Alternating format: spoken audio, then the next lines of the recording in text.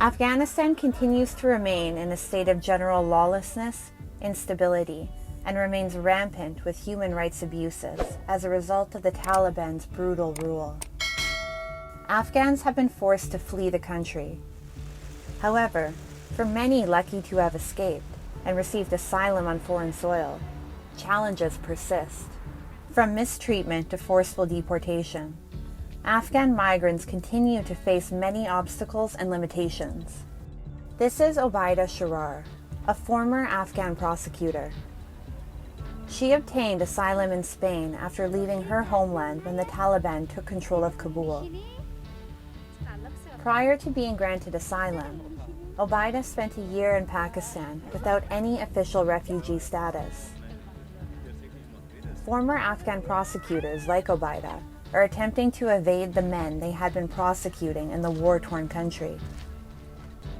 Living in Madrid, Obaida feels much safer in her new life, but is still troubled by the struggles the women of her country continue to face on a daily basis. I can do anything that I want, but there are lots of women remain in Afghanistan, and they are sentenced to be inside their houses, inside the walls, and this is not still I cannot enjoy from my life because the women in my country, they are not free, they cannot do anything. Female lawyers are no longer permitted inside the Ministry of Justice since the Taliban took control of the Independent Bar Association. The association remains only open to men. While Obaida is a very lucky example, many others who have escaped Afghanistan to other underdeveloped nations face mounting struggles. According to Human Rights Watch, many refugees from Afghanistan are being forcibly pushed back from some of the countries they initially had escaped to. Pakistan and Turkey, for example, have forcibly deported a large number of Afghan migrants back to Afghanistan. Thousands of Afghan asylum seekers lack the necessary travel permits and documents that are typically required.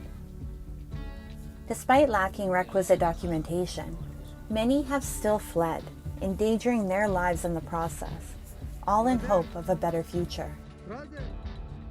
According to U.S. government data, the number of Afghans seeking asylum at the U.S.-Mexico border has increased manifold.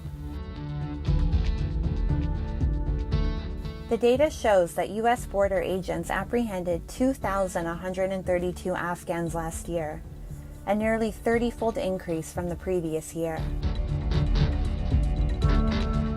Every month, hundreds of people risk traveling a human smuggling route known for kidnapping and robbery. If that part of the journey is successful, it is still uncertain whether Afghans will be able to find long-term asylum in the United States. There was fence, and there were the people and put the ladder in the fence. So we climbed on the ladder and came to the land of the US, and between the two walls, between the two faces. Afghans face a terrible choice: risk their lives fleeing their homes, or stay behind and continue to face persecution and human rights violations at the hands of the Taliban. Afghanistan has also been struggling with food insecurity and natural disasters. The Taliban's ban on women aid workers further intensified this crisis. Programs cannot reach women and cannot understand the situation of women and girls without employing women. So men-only programming is not merely a subjugation of women, but it's also inadequate programming. It doesn't work. It's simple as that.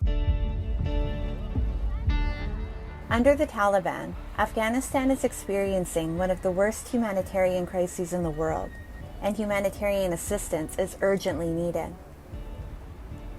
India is one country who pledged to provide assistance of approximately 24 million USD for Afghanistan. However, Significantly more is needed to help those Afghans struggling in their homeland, and for those Afghans who have fled their homeland for the chance at a better life.